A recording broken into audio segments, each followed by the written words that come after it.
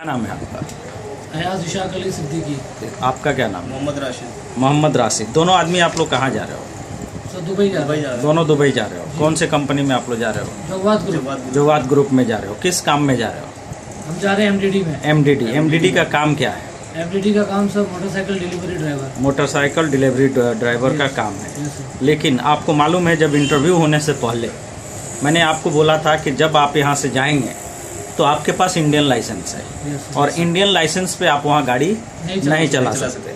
तो कंपनी ये कहती है कि जब तक लाइसेंस नहीं मिलता है तब तक हम आपको किचन हेल्पर में रखेंगे, और मिनिमम लाइसेंस मिलने का जो टाइम है ना वो 6 महीना है 6 महीने। मिनिमम। Yes sir. किसी को 7 महीना लग जाता है, किसी को 8 महीना लग जाता है, कोई 9 महीना लग जाता है। अभी जो लड़के गए हैं, इम्तियाज का भाई एक गया है उसी में, उसको 4 महीने में वो पास हो गया। वो बात समझ में आ रहा है। लेकिन 4 महीने में कैसे कंपनी ने लाइसेंस दिया ये मुझे नहीं मालूम, लेकिन कंपनी मुझे बोलती है मिनिमम 6 महीना, तो मैं वही 6 महीना ही बोलेगा। मिनिमम 6 महीना। वो 7 महीना भी लग सकता है, वो 8 महीना भी लग सकता है। फेल हो जाओगे तो फिर 1.5 महीना और एबव आ जाएगा।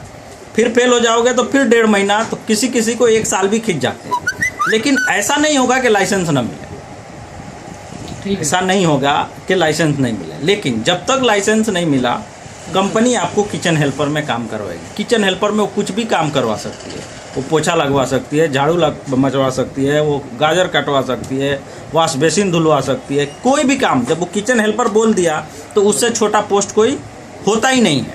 बात समझ में आ? किचन में कुछ भी रहेगा वो आपसे काम कराएगा। आप 2 साल के कॉन्ट्रैक्ट पे जा रहे हो। कितने साल? 2 साल। 2 साल। 2 साल से पहले अगर आप आते हो तो कंपनी आपसे टिकट और वीज़ा का पैसा भरने को बोलती है। 2 साल कंप्लीट करके आते हो तो कंपनी आपके आने का भी टिकट देती है, जाने का भी टिकट देती है। 2 साल पे 2 महीने का सैलरी भी फ्री देती है।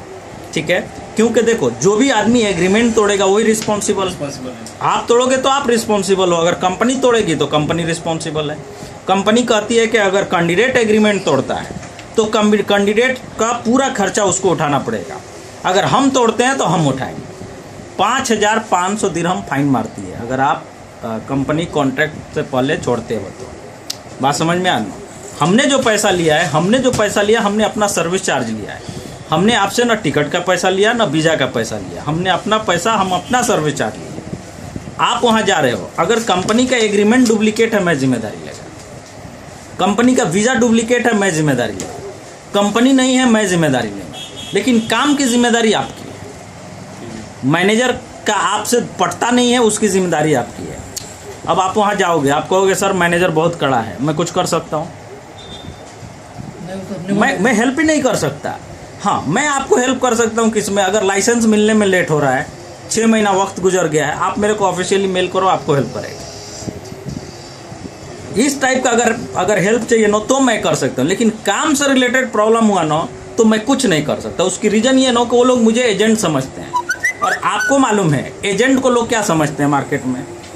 चोर, दुनिया का सबसे धोखाबाज, चीटर, फंसाने वाला। इमेज यही है ना एजेंटों का। क्यों? क्योंकि मार्केट में जितने अनऑफिशियल लोग हैं वो यही करते हैं। तो कंपनी मेरे जैसे, उसके पास लाखों लोग हैं, लाखों लोग एजेंट उसके लिए काम कर रहे हैं। वो मुझे कुछ नहीं समझता, मुझे उठा के फेंक देगा। वो गुडनेट को कुछ नहीं समझता। तो कंपनी के काम में मैं इंटरफेयर नहीं कर सकता। मैं इंटरफेयर कब कर सकता हूँ? जब ये 1100 दिरहम ज्वाइनिंग सैलरी दिया, 500 कर दे, मैं इंटरफेयर कर सकता कि सर मेरे एजेंसी का नाम खराब हो रहा है। बात समझ में? ये कॉन्ट्रैक्ट अगर गलत है तो मैं इंटरफेयर कर सकता। काम से रिलेटेड कि सर किचन में आप मेरे को काम करवा रहा है, बहुत गर्मी हो रही है, 10 घंटा करवा रहा है, 14 घंटा करवा रहा है काम। कंपनी आपको यहाँ से ले जा रही है, आपको जो ड्यूटी पीरियड है वो टोटल ड्यूटी आवर्स है 9 आवर्स। 8 घंटा ड्यूटी का है, आधा घंटा खाने का है, 15-15 मिनट चाय का है। उसके बाद जो भी ड्यूटी आप करोगे कंपनी आपको ओवर टाइम देगी। आप ये भी नहीं बोल सकते कि सर मैं ओवर टाइम छोड़ के जाऊँगा।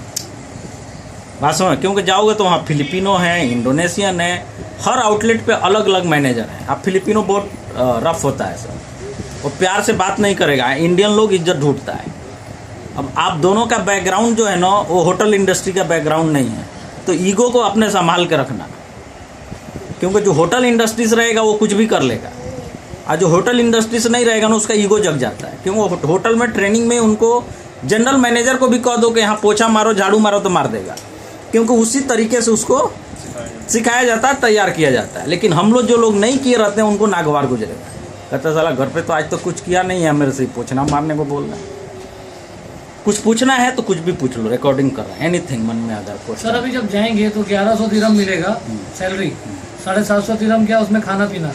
नहीं, 750 दिरहम आपको एकोमोडेशन के लिए देता है। हाँ। अब आप उसको खाना पीना समझो चाहे कुछ भी समझो। फूड तो फिर फूड कहाँ से आएगा सर?